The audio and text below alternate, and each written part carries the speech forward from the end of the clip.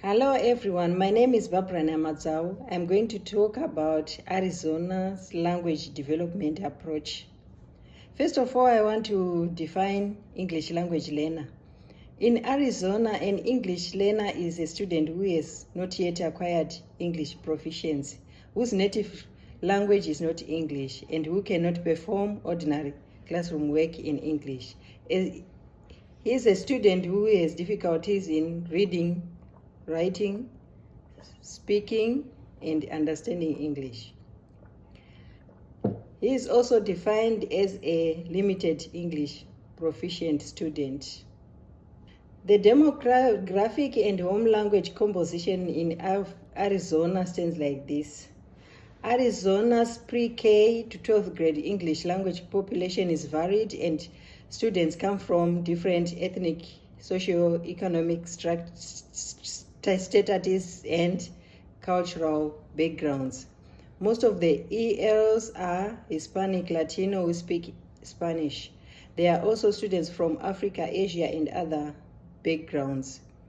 The EL population in Arizona as of 2022 and 2023 is 9.2%, which translates to 103,318 students. The home language composition is the majority of EL students who speak Spanish. The other language commonly spoken is Navajo, spoken by Native Americans. There are also students from Asia speaking Asian languages such as Vietnamese, Mandarin, Chinese, and Korean. Other students speak Swahili and Arabic. Structured English immersion in Arizona and sheltered English instruction. Structured English immersion is an educational approach that is used to support English learners so they acquire English proficiency while learning academic content. It requires school districts and charter schools to provide instruction aligned to Arizona's English language proficiency standards and performance indicators. It also focuses in English-only instruction where subjects like math, science, and social studies are only taught in English. All students, including ELs, learn together with English speakers in the English-speaking classroom environment, and they are not allowed to use their native languages. Teachers are required to use simple English, visuals, gestures, and interactive activities to help all students understand concepts. It also exposes students to English, and this can accelerate language acquisition. It also allows students to work collaboratively with peers, helping them to understand language skills faster. Sheltered English immersion is different from sheltered English instruction in that it allows students to receive instruction in their native languages depending on their proficiency levels, while the structured English immersion requires the English-only instruction. In structured English immersion, students are taught using visuals, simple language, and interactive activities for them to understand concepts better. Sheltered English instruction recommends the use of a variety of teaching strategies or techniques such as scaffolding, differentiation of instruction, individualized or targeted instruction, and use of native language to make content more accessible. The Arizona language approach uses integrated instruction in disciplinary language and content. The approach requires language instruction to be differentiated and scaffolded using English language proficiency standards. It emphasizes the use of visuals and graphic organizers.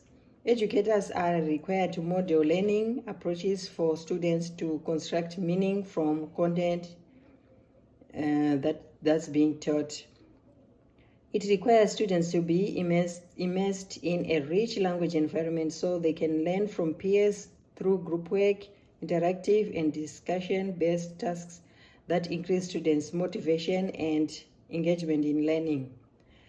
It also focuses on targeted and explicit language instruction, which allows students to use language and reflect on their understanding across the 4 language domains, which are writing, listening, reading, and speaking.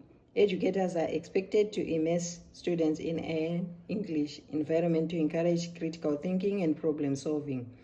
Educators are also required to provide age-appropriate instruction that are culturally, linguistic, proper, and aligned to the English language proficiency standards, thereby increasing students' motivation and engagement. Arizona language approach also requires educators to reflect on asset-based behaviors and expectations. Educators should know that multiculturalism and bilateralism are assets. They should use students' native languages as assets for students' peers, teachers, and community.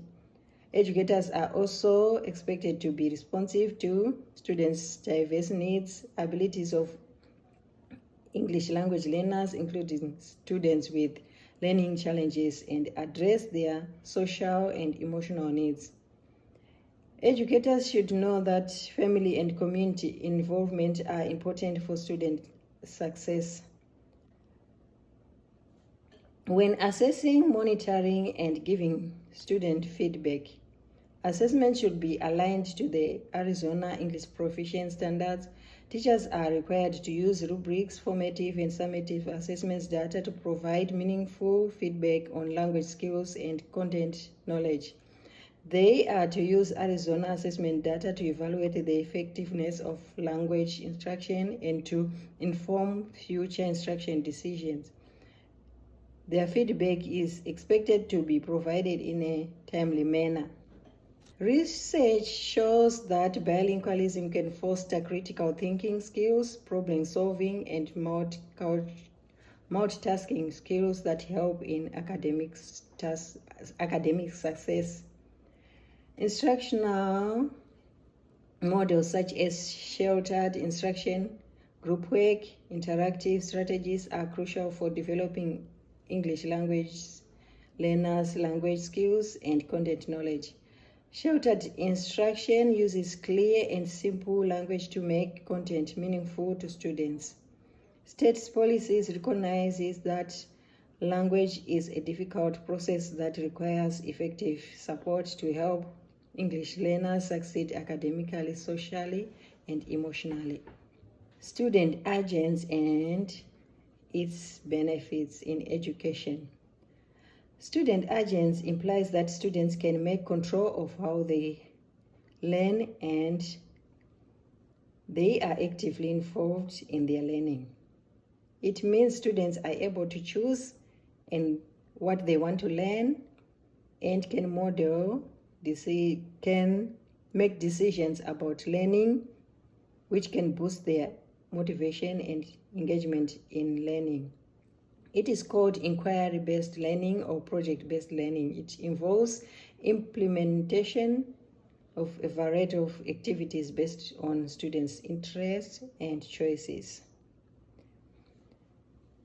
Student agency is important because it encourages active participation. It also fosters self-determination.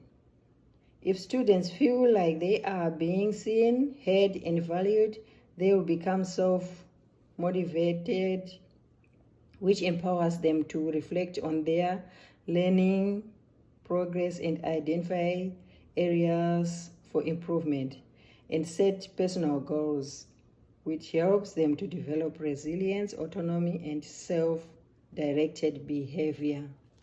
In addition, student agents encourage a sense of voice. When English learners feel like their voices are heard, they may feel free to express themselves, collaborate with peers, and share ideas in group discussions. They can also self-report their progress, which can increase their learning outcomes. Furthermore, student agents encourages self-confidence, which means they can make decisions that are aligned to their abilities and interests, which can help to build confidence in what they are learning. English learners will develop interest in learning, and they will believe in their abilities, which empowers them to solve challenging problems with confidence. Giving English language learners an opportunity to take control of their learning can make them choose learning activities of their own choice and interest, fostering self-confidence. Now we are moving on to SAY models. There are 4 approaches to SAY models. The first one is the newcomer, which helps English language learners who are new to the USA and have limited or no prior knowledge of English language. The newcomer model requires students to be placed in an intensive English language instruction so they can acquire listening, speaking, writing, and reading skills. Students are grouped with other peers of the same language level so they can be supported by providing them with targeted English instruction. The second one is the pull-out model. In this model, students are pulled out of their general education setting so they can be taught in a separate setting. They receive additional support or targeted English language instruction to address their language needs. It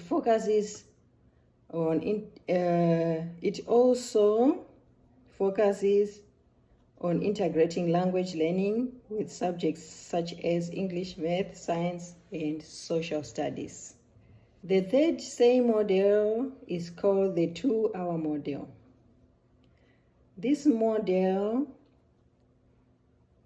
requires students to be grouped for about 2 hours a day to receive structured English language so they can develop reading, writing, listening, and reading skills. English instruction is integrated with content knowledge to help them acquire language and academic knowledge. Its emphasis is on building students' vocabulary, grammar, and language structures. The last model is the 50-50 model, which is for bilingual or multilingual learners.